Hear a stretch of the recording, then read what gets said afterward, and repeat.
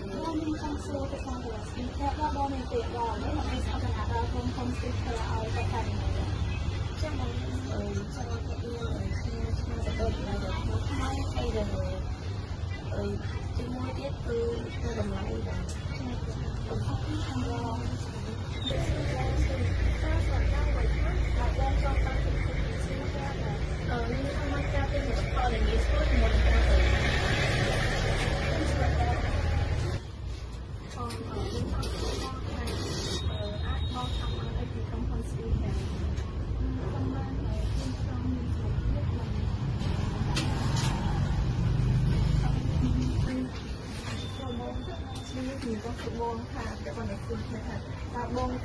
ចង់បានអ្វីពីស៊ីខេចង់បានស៊ីខេនេះមានគុណភាពល្អហើយនឹងការវិចារផលស្អាតហើយមាន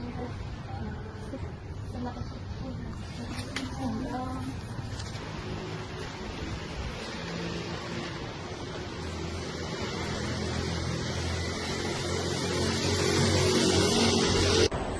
បន្ទាប់ពីយើងបានចុះសម្ភារអតិថិជនរួចមកយើងឃើញថាអតិថិជនគ្រប់វ័យមានតម្រូវការខុសៗគ្នានិងមានលក្ខណៈស្រដៀងគ្នាទៅតាមប្រភេទអតិថិជន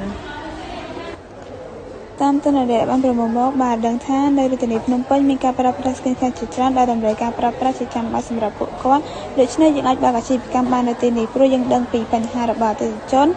និងបានផ្ដល់សេវាកម្មដែលគាត់ចង់បាន